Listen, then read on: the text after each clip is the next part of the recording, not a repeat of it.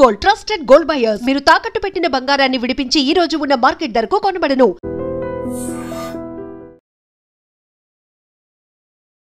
విశాఖ సాగర తీరంలో విషాదకర ఘటన జరిగింది.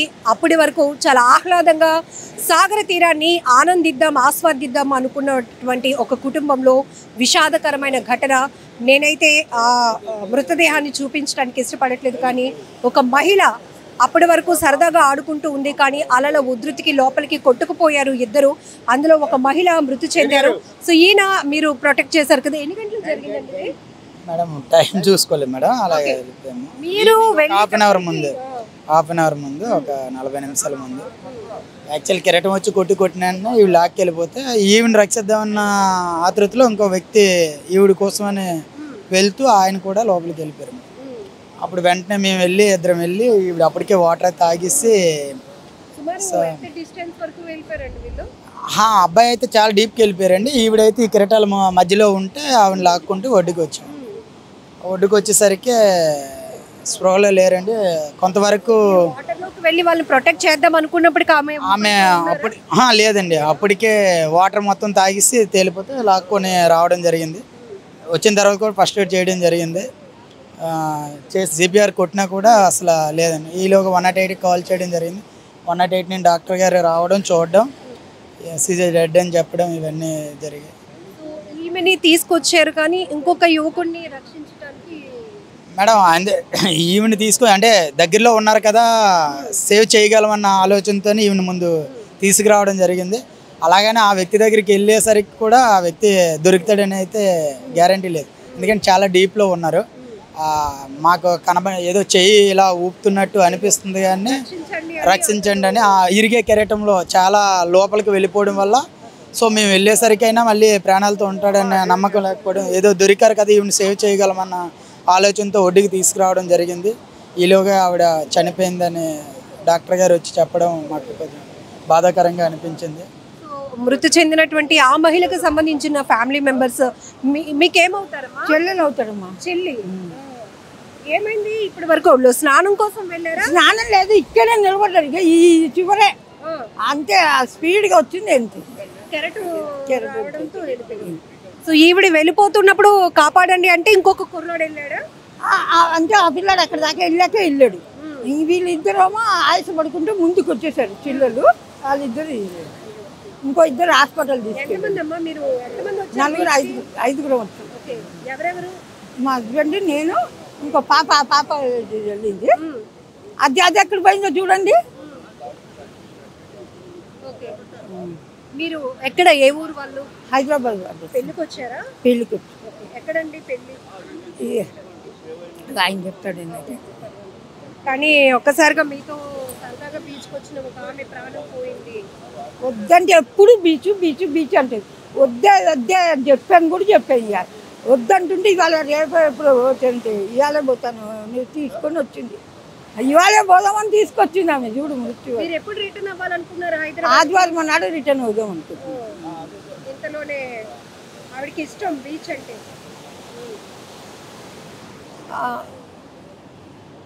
మీరు కూడా లోపలికి వెళ్ళిపోయారు? ఎందుకండి? అంటే వైజాగ్, హైదరాబాద్ నుంచి వచ్చారా? పెళ్లికి వచ్చామమ్మా. పెళ్లికి వచ్చారు. అయిపోయిందా పెళ్ళి? అది అయిపోయింది. రిటర్న్ అయిపోదాం అనుకున్నారు కానీ బీచ్ చూద్దాం వచ్చాం అంతే. ఎన్ని గంటలకు వచ్చారండి? అర్ధగంట ముందు 4:30కి వచ్చాం. అయ్యో, ఆమె స్నానానికి దిగారా? లేదు, బయట నిలబడ్డారు. ఇక్కడ బయట నిలబడితే ఎట్లా? అక్కడ నిలబడింది ముందు. కడ వస్తుందని చెప్పి ముందుకు వెళ్ళేది లాగేసింది. అయ్యో, ఆమె వయసు పేరు ఏంటండి? వసంత, వసంత, మా మరదలు. అంటే బాధాకరమైన విషయం, కానీ ఇంకొకరికి జరగకుండా ఉండాలి అనేది మా అభిప్రాయం. ఇలాంటి ప్రమాదాలు మనం చాలానే చూస్తున్నాము, కానీ ఆమె స్నానానికి కూడా కాదు తీరంలోనే ఉందంట అతను చెప్తూ ఆవేదన చెందుతున్నారు.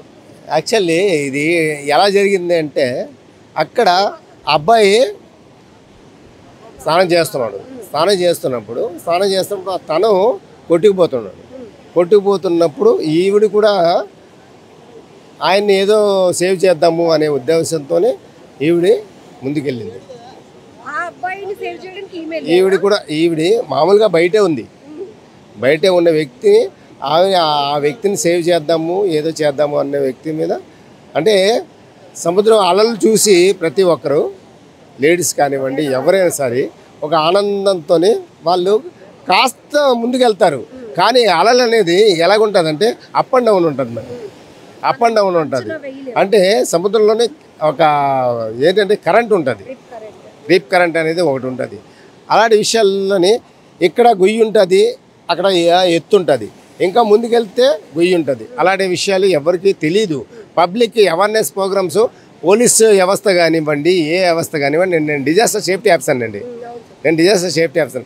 ఎన్నోసార్లు పబ్లిక్ అవేర్నెస్ ప్రోగ్రామ్స్ మేము పెడుతూ పబ్లిక్ని పోలీసు వాళ్ళు కానివ్వండి అందరూ ఇలాగ రోజు చెప్తూనే ఉంటారు. ప్రతిరోజు స్విమ్మింగ్లోనే ఇండియాలో ఇప్పుడు వాళ్ళు మనిషిని పోగొట్టుకున్నారనే బాధలో ఉన్నప్పటికీ మేము ఎందుకు మాట్లాడించే ప్రయత్నం చేస్తున్నామంటే నిజానికి ఆమె స్నానానికి కూడా వెళ్ళలేదట, తీరంలోనే ఉందట. ఈ విషయం మీ అందరికీ ఒక అవగాహన ఉంటుందనే మేము ఇలాంటి పరిస్థితుల్లో కూడా వాళ్ళతో మాట్లాడించే ప్రయత్నం చేస్తున్నాం. మేడం ఇక్కడ మనం ఇంత సాఫ్ట్గా ఉంటుంది సముద్రం అనేది చాలా సాఫ్ట్గా ఉంటుంది. కానీ కాస్త ముందుకెళ్ళేసరికి అక్కడ గొయ్యి ఉంటుంది, అక్కడ గొయ్యి అవన్నీ ఉంటాయి. అవన్నీ ఎవరికి తెలియకుండా సముద్రంలోకి దిగిపోతుంటారు పిల్లలు. ఫంక్షన్ అయిందండి, మ్యారేజ్. సండే ఎప్పుడు రిటర్న్ అయిపోదాం. అవునండి, అవును. ఫంక్షన్ కోసమనే వచ్చారండి, హైదరాబాద్ నుంచి వచ్చారు. ఇగో ఈరోజు అలా బీచ్ సరదా తనకి బాగాను అనుకుంటే వచ్చింది. అదే చాలా ఇష్టం అండి.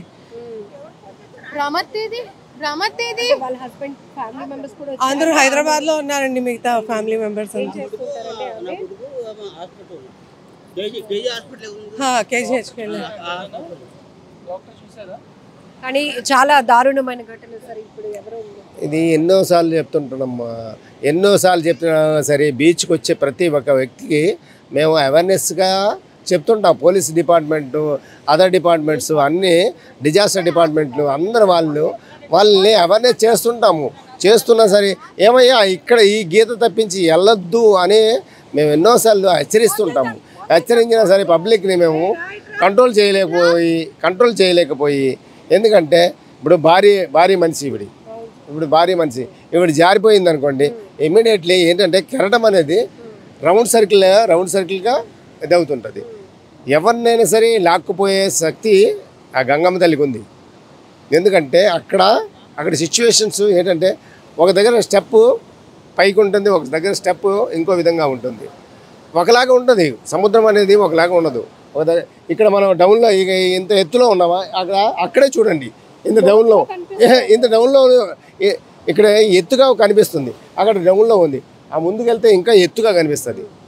అలాగా కొన్ని విషయాల్లోనే చాలామంది ఇక్కడ పీస్ఫుల్గా ఉంది, పర్వాలేదు, ఇక్కడ స్నానం చేయొచ్చు అని అనుకుంటారు. అక్కడ నుంచి కెరటం వచ్చేసరికి ఇది రివర్స్ కొడుతుంది అనమాట.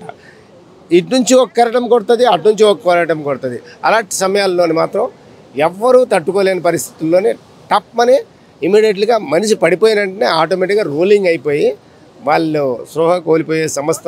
అలాంటి పరిస్థితిలో ఒకరిని ఇంకొకరు సేవ్ చేయడానికి కూడా అవ్వదు.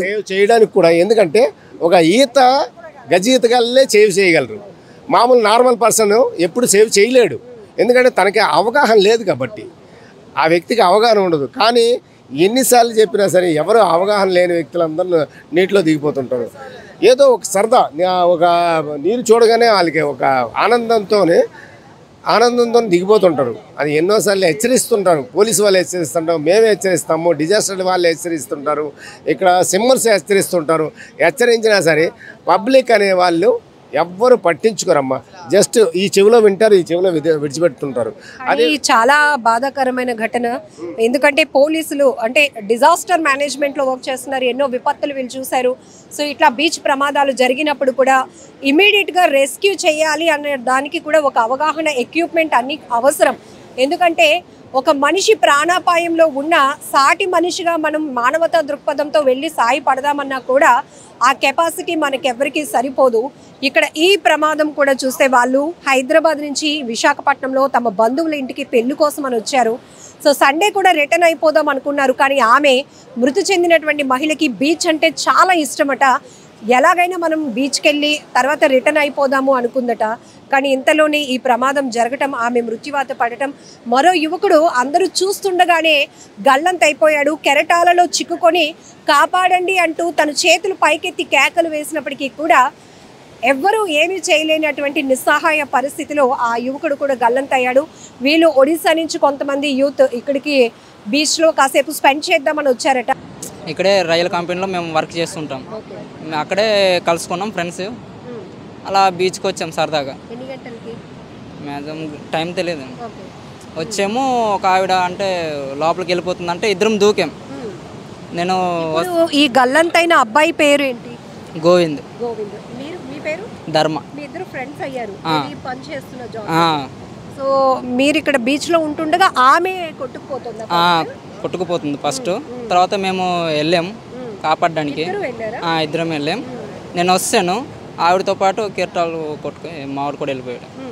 అంటే ఒక మహిళ మునిగిపోతుంది, కొట్టుకుపోతుంది, ఆమెను రక్షించాలని మీరు మీ ఫ్రెండ్ ఇప్పుడు గల్లంతైన అబ్బాయి ఇద్దరు కలిసి వెళ్ళారు. కానీ మీరు ఇంకా ఆ కెపాసిటీకి తట్టుకోలేక మీరు వచ్చేసాను బయటికి. మావాడు చేసాడు బాగా. అతను మాత్రం రాలేకపోయాడు బయటికి, అలా లోపలికి వెళ్ళిపోయాడు. ఆ టైంలో ఇక్కడ ఎవరు లేరా ప్రొటెక్ట్ చేయడానికి? అంటే జనరల్గా బీచ్లో అప్పుడు దగ్గరలో ఎవరు లేరండి. అంతా లోపలికి ఇంకా వెళ్ళిపోయినప్పుడు ఇంకా అప్పుడు వచ్చారు. అది తను కేకలు పెడుతున్నాడా కాపాడండి అంటూ మీకు కనిపించిందా? ఎంత దూరం వరకు కనిపించింది. ఇంకా లోపల దాకా వెళ్ళిపోయారండి. చెయ్యెత్తాడు, కనిపించాడు. తర్వాత మరి దాదాపుగా కనిపించలేదు. ఏంటి అబ్బాయి ఫ్యామిలీ ఎక్కడ ఏంటి ఏమైనా డీటెయిల్స్ అంటే వాళ్ళది కోరాపుట్, ఒరిస్సా. అంతకుమించి ఫ్యామిలీ విషయాలంటే నాకు తెలియదండి. ఏజ్ ఉంటుంది, ఒక 26 సంవత్సరాలు ఉంటుంది. ఇప్పుడు ఆ మహిళ ఇప్పుడు హైదరాబాద్ నుంచి ఫంక్షన్ కోసం పాపం వాళ్ళు కూడా వచ్చారట. సరదాగా బీచ్ స్పెండ్ చేసి మళ్ళీ సండే వెళ్ళిపోదాం అనుకున్నారు. ఆమె మునిగిపోతున్నప్పుడు వాళ్ళ ఫ్యామిలీ మెంబర్స్ ఎవరు లేరా? అంటే మాకు తెలియదండి మరి. కానీ ఆమె బాధను తట్టుకోలేక మేము వెళ్ళాము. ఈత వచ్చామా మీకు? వచ్చాను. ఆ అబ్బాయి కూడా వచ్చు, బట్ కెరటాలు లోపలికి లాక్కెళ్ళిపోయింది మరి. సో ఇక్కడ మనం రెండు విషయాలు తెలుసుకోవచ్చు. ఎందుకంటే ఖచ్చితంగా ఇక్కడ బీచ్ తీర ప్రాంతంలో మెరైన్ డిపార్ట్మెంట్ వాళ్ళు ఉంటారు, వాళ్ళకి ఎక్విప్మెంట్ ఉంటుంది. ఒకవేళ ఎవరైనా ప్రాణాపాయ స్థితిలో ఉండుండి అలల ఉధృతికి కొట్టుకుపోతూ అలలలో చిక్కుకుపోతే ప్రతిసారి కూడా ఇక్కడ పోలీస్ డిపార్ట్మెంట్తోనేంటి ఫిషర్మ్యాన్స్తో కూడా మేము అవేర్నెస్ కల్పిస్తూ ఉంటాం. మీరు అనుకున్నంత ప్రశాంతంగా బీచ్ ఉండదు. లోపల రిప్ కరెంట్ అనేది పాస్ అవుతూ ఉంటుంది. మనం అనుకుంటాం కనపడుతున్నాయి కదా అలలు, సో అక్కడ ఒకవేళ ఏదైనా మనకి ఇబ్బంది అనిపిస్తే వెనక్కి పరిగెట్టుకొని వచ్చేద్దాం అనుకుంటాం. కానీ మనం అక్కడ లాక్ అయిపోతాం. ఎందుకంటే ఆ రిప్ పవర్ అనేది మనల్ని చాలా బలంగా లోపలికి లాగేస్తూ ఉంటుంది. ఎంత నిష్ణాతులైన మత్స్యకారులు కూడా కొంతమంది ఎలాంటి సేఫ్టీ ఎక్విప్మెంట్ లేకుండా మాత్రం వాళ్ళని రక్షించలేరు. గజ ఈతగాళ్ళు ఎవరైనా ఉంటే తమ కళ్ళెదుట ఎవరైనా కొట్టుకుపోతే కనుక వాళ్ళు ఇమీడియట్గా రెస్క్యూ చేసి వాళ్ళని రక్షించి ప్రాణాలతో కాపాడగలిగే పరిస్థితి ఉంటుంది. కానీ ఇక్కడ హైదరాబాద్కు చెందినటువంటి ఒక మహిళ సరదాగా విశాఖ బీచ్కి వచ్చారు. ఆమె మునిగిపోతూ ఉండటాన్ని చూసినటువంటి ఇప్పుడు గల్లంతైన యువకుడు ఎవరైతే ఉన్నారో ఒడిశా రాష్ట్రం కోరాపుట్కు సంబంధించినటువంటి యువకుడు, ఆ అబ్బాయి తను పనిచేస్తున్నటువంటి కంపెనీలో ఉన్నటువంటి మరొక ఫ్రెండ్తో కలిసి బీచ్కి వచ్చారు. అయితే ఆ మహిళ కొట్టుకుపోతుండటాన్ని మానవతా దృక్పథంతో తన్ని కాపాడాలని ఒక మంచి మనసుతో వాళ్ళు ప్రయత్నం చేసినప్పటికీ కూడా ఇంకా ఆ ఉధృతికి ఆ కెరటాల ధాటికి మేము తట్టుకోలేక నేను బయటకు వచ్చేసాను మేడం. కానీ నా ఫ్రెండ్ మాత్రం అలలో చిక్కుకుపోయాడు. చాలా దూరం తను వెళ్ళిపోతూ చేతులు కూడా పైకెత్తి కాపాడండి అంటూ కేకలు పెట్టినా కూడా ఎవరు రక్షించడానికి కూడా ఇక్కడ లేరు. అంత సాహసం కూడా ఎవరు చేయలేకపోయారు. చాలా బాధాకరమైన ఘటన జరిగింది అని. ఒకవైపు ఒక కుటుంబం ఒక ఫ్యామిలీ ఫంక్షన్కి వచ్చి ఇక్కడ విషాదం నింపుకుంది. ఆ కుటుంబం తీవ్రంగా ఆ మృతి చెందినటువంటి మహిళ కోసం రోధిస్తుంటే మరొక స్నేహితుడు తనతో పాటు బీచ్కి వచ్చి సరదాగా గడపాలి, ఎంజాయ్ చేయాలి అనుకున్నటువంటి పరిస్థితిలో ఒక యువకుడిని కోల్పోయిన పరిస్థితి. ఎందుకంటే ఇప్పుడు దాదాపు 6:15 అవుతుంది, అంటే ఒక 2.5 hours అవుతుంది ఆ అబ్బాయి గల్లంతయ్యి. ఇప్పుడు తన కోసం ఏమైనా గాలింపు చర్యలు కొనసాగించాలన్నా వాతావరణం ప్రతికూలంగా ఉంది. ఎందుకంటే మీకు తెలుసు భారీ వర్షాలు ఉన్నాయి. సో ఇప్పటికే బీచ్ తీర ప్రాంతాల్లో మత్స్యకారులు కూడా వేటకు వెళ్ళొద్దని హెచ్చరికలు జారీ చేస్తుంది వాతావరణ శాఖ. ఇలాంటి పరిస్థితిలో సరదాగా బీచ్కి వచ్చి గడపాలి, స్నానం చేయాలి, ఆడుకొని వెళ్ళాలి అనుకోవటం అనాలోచితమైన నిర్ణయమే. ఈరోజు సుమారు 5 గంటల ప్రాంతంలో ఆర్కే బీచ్లో హైదరాబాద్ నుంచి వైజాగ్ ఒక మ్యారేజ్ పర్పస్ వచ్చి బీచ్ చూద్దామని చెప్పేసి వచ్చారు. అందులో ఇద్దరు, ఒక వసంత అన్న ఆమె, అలాగే సాయికృష్ణ అనే వాళ్ళ ఫ్యామిలీ మెంబర్స్ ఇద్దరు కూడా లోపలికి దిగారు. ఇందులో వసంత అనే ఆవిడని మన కెరటాలు కొట్టడం జరిగింది. దాంతో ఆవిడ స్పాట్లో అందులో చనిపోయింది. అలాగే వాళ్ళు ఫ్యామిలీ మెంబర్స్ అనేటువంటి సాయికృష్ణ గారు కూడా ఉన్నారు, అతన్ని సేవ్ చేయడం జరిగింది. అలాగే మన లైఫ్ గార్డ్స్ అందరూ కూడా ఉన్నారు. కాకపోతే కొంత డిస్టెన్స్ ఒక 50 మీటర్స్ దూరంలో ఉన్నారు. వెంటనే తెలిసిన వెంటనే వచ్చారు. వెంటనే మన వసంత గారిని సేవ్ చేయడానికి ట్రై చేశారు. అయితే అప్పటికే ఆవిడ చనిపోవడం జరిగింది. అలాగే వాళ్ళ ఫ్యామిలీ మెంబర్స్ ఈ ఇన్సిడెంట్ చూసి ఒక అతను ఒరిస్సా అతను గోవింద్ అని చెప్పేసి అతను చూసి వాళ్ళని సేవ్ చేద్దామని వెళ్ళారు. ఆ కుర్రాడు కూడా అందులో మునిగిపోవడం జరిగింది. ఇప్పటి వరకు కూడా అతను ఇంకా తేలలేదు.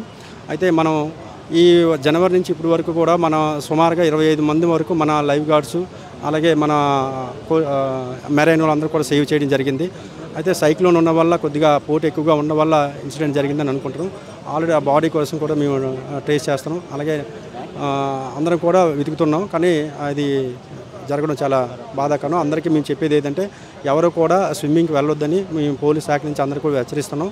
అలాగే మేము కూడా చాలా అలర్ట్గా తిరుగుతున్నాం.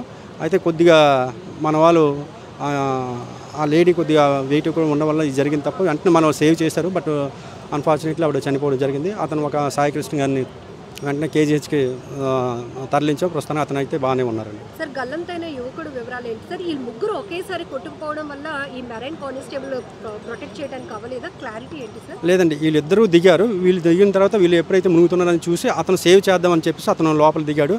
అయితే అన్ఫార్చునేట్లీ అతను కూడా లోపలికి గల్లంత అయ్యాడండి. గల్లంతైన యువకుడు వివరాలు ఏంటి సార్? గోవింద్ అండి, అతను ఒరిస్సా చెందినటువంటి వ్యక్తి. అతను ఇక్కడ మన యాచరీస్లో పనిచేస్తున్నారండి, ఆనందపురం దగ్గర. తరచుగా లాస్ట్ టైం కూడా ఒక ఫ్యామిలీ 7 ఏళ్ల బాలుడిని కోల్పోయిన పరిస్థితి. ఎప్పటికప్పుడు మీరు అవేర్నెస్ కలిగిస్తున్నారు. బీచ్ చూసే అంత ఆహ్లాదంగా ఉండదు, ప్రమాదం అని చెప్పి ఏం చెప్తారు సార్? ఇప్పుడు కూడా హైదరాబాద్ నుంచి వచ్చిన ఒక ఫ్యామిలీ ఒక వ్యక్తిని కోల్పోయినటువంటి పరిస్థితి.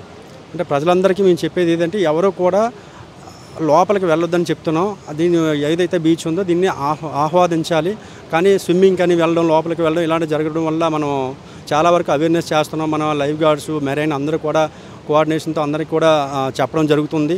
విజిల్స్ వేసి కూడా మేము అందరికీ అలర్ట్ చేస్తున్నాం. కాకపోతే కొంతమంది అన్ఫార్చునేట్లీ దిగడం, మన పోలీసు ఒక దగ్గర ఉంటే వాళ్ళు వేరే దగ్గర దిగడం జరుగుతుంది. అందరికీ మేము చెప్పేది ఏంటంటే ఎవరు కూడా బీచ్లో దిగొద్దు అనేది మేము అందరికీ కూడా చెప్పడం జరుగుతుందండి.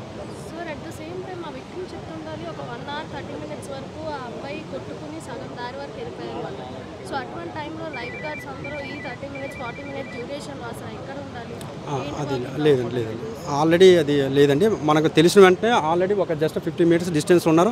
వెంటనే మన వాళ్ళు వచ్చారు. ఆ సాయికృష్ణ తర్వాత ఆ మేడం గారిని కూడా సేవ్ వచ్చి తీసుకురావడం జరిగింది. అప్పటికే ఆవిడ చనిపోవడం జరిగింది.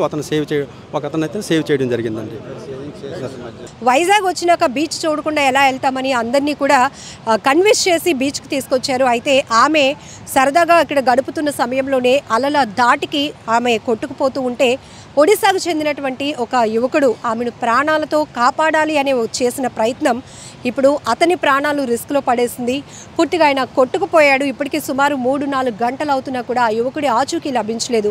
సో ఇక్కడ మనకి బీచ్లో ఉన్నటువంటి గార్డ్స్ చాలా వరకు రెస్క్యూ చేశారు, కానీ ఏమీ రిజల్ట్ లేకపోయింది మేడం. ఎన్ని గంటలకంటే జరిగింది ఇది సుమారు 4:30 నుంచి 5 గంటల మధ్యలో జరిగింది madam.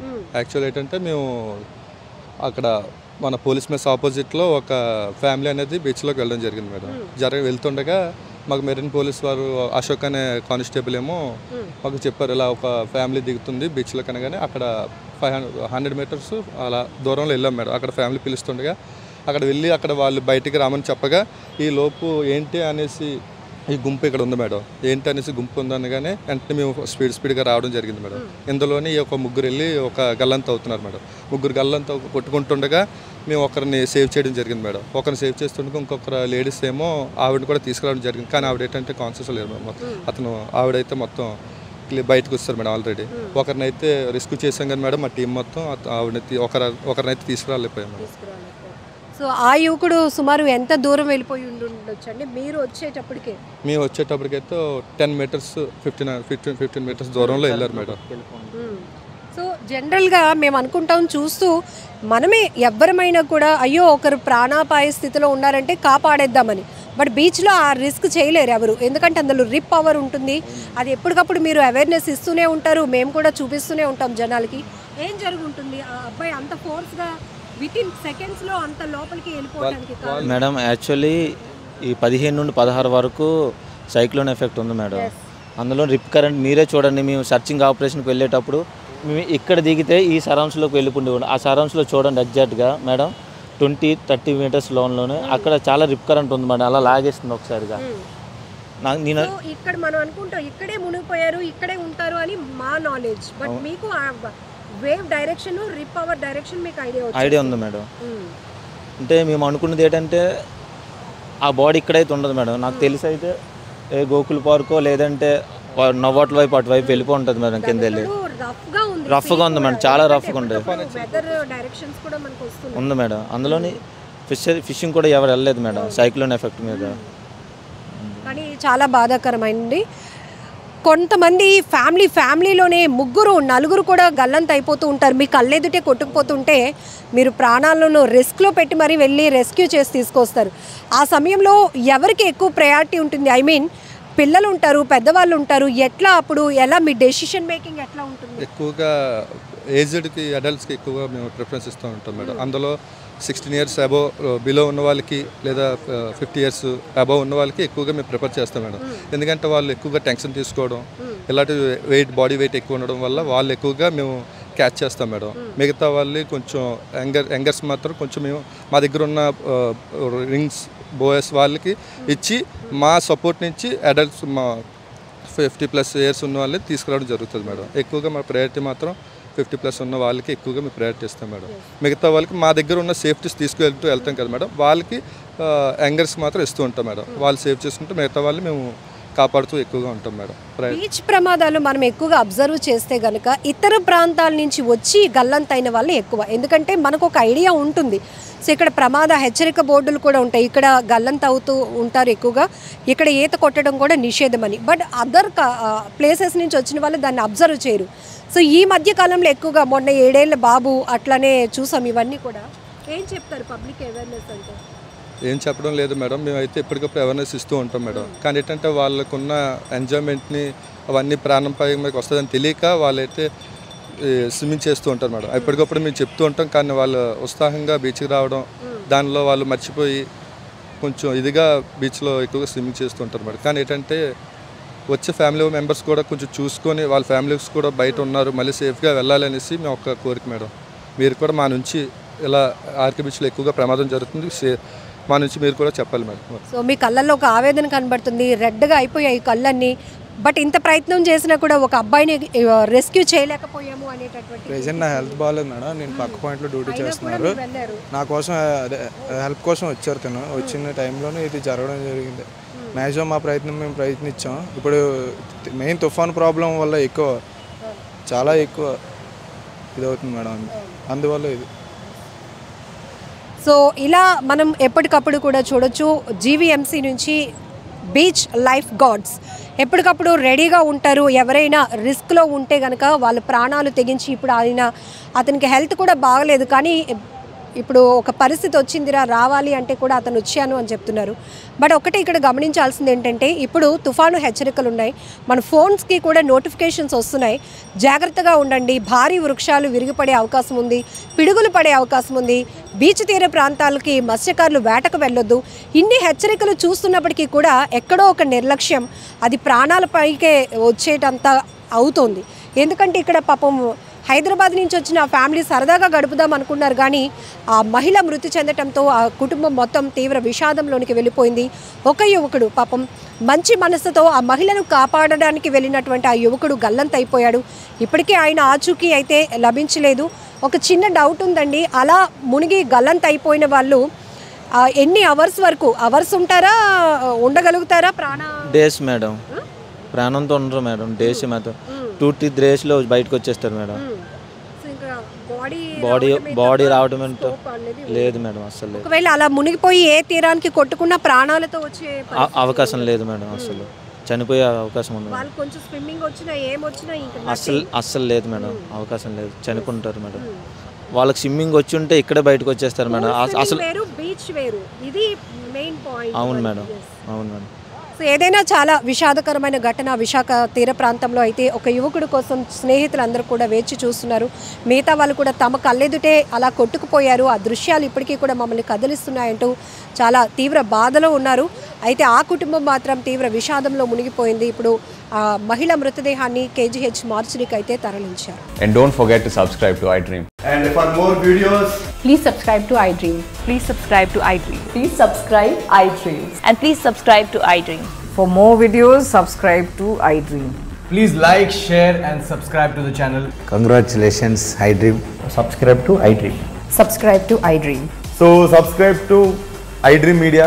iDream ki iDream team andarki huge congratulations. Please subscribe iDream Media. Please subscribe to iDream. Subscribe iDream. Please subscribe to iDream.